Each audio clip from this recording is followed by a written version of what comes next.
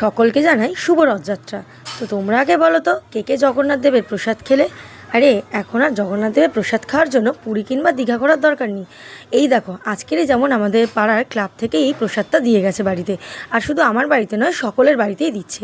আর সেই যখন স্টুডেন্টদের সাথে পড়াছিলাম, তাই প্রসাদটা সবার সাথেই ভাগ করে খেলাম। প্রসাদের মধ্যে ছিল একটা গজা আর একটা পেড়া। আর প্রসাদ যতটুকুই হোক না কেন, অল্পতেই কিন্তু তৃপ্তি। আর এই প্রসাদের মধ্যে কিন্তু আলাদাই শান্তি ছিল।